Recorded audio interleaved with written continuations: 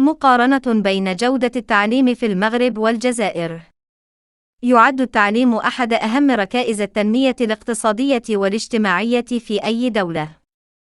فجودة التعليم تسهم في إعداد أجيال متعلمة قادرة على المساهمة في بناء مستقبل أفضل لبلدانها.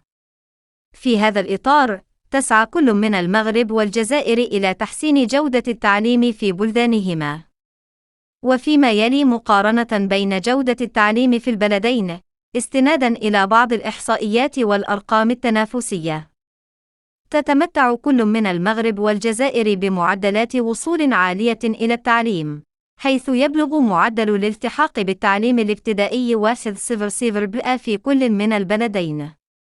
كما يبلغ معدل الالتحاق بالتعليم الثانوي 96% في المغرب و93% في الجزائر. ومع ذلك، هناك بعض الفروق بين البلدين في معدلات الالتحاق بالتعليم العالي.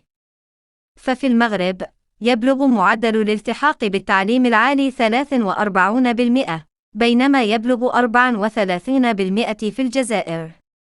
يعتمد تقييم جودة التعليم على مجموعة من المعايير، منها جودة المعلمين، جودة المناهج الدراسية، جودة المرافق المدرسية، جودة مخرجات التعليم.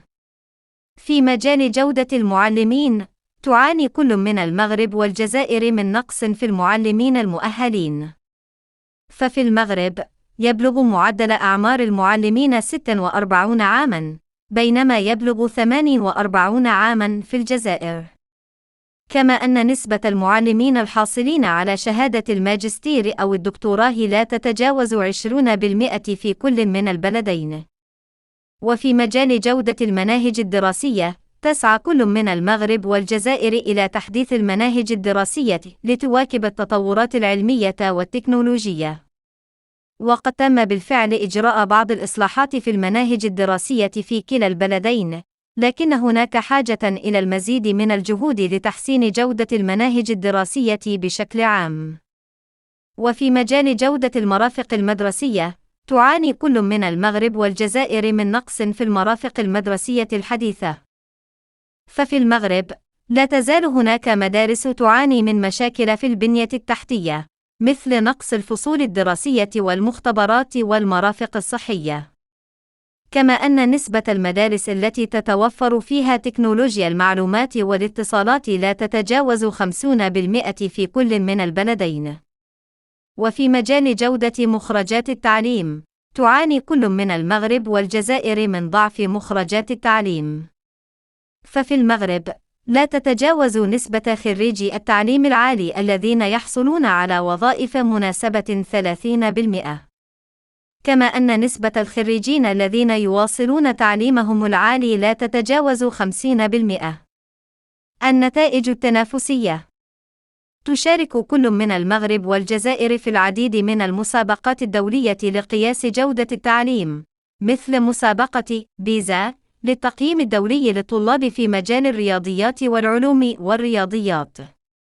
وفي مسابقة بيزا لعام 2022، احتلت المغرب المرتبة 119 عالمياً، بينما احتلت الجزائر المرتبة 123 عالمياً. الفرق بين جودة التعليم في المغرب والجزائر.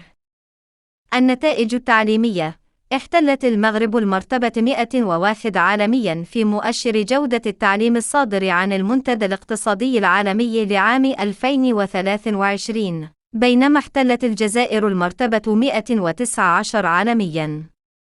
معدلات الإلمام بالقراءة والكتابة: يبلغ معدل الإلمام بالقراءة والكتابة لدى البالغين في المغرب 77%، بينما يبلغ في الجزائر 72%. معدلات التسرب المدرسي: يبلغ معدل التسرب المدرسي في المغرب 17%، بينما يبلغ في الجزائر 20%. نسبة المعلمين المؤهلين: يبلغ متوسط نسبة المعلمين المؤهلين في المغرب 80%، بينما يبلغ في الجزائر 75%. يعد التعليم في كلا البلدين المغربي والجزائري من التحديات المهمة التي تواجههما. وتحتاج كلتا الدولتين إلى بذل المزيد من الجهود لتحسين جودة التعليم، وذلك من خلال تطوير النظام التعليمي، وتوفير الموارد التعليمية اللازمة، وتحسين البيئة التعليمية.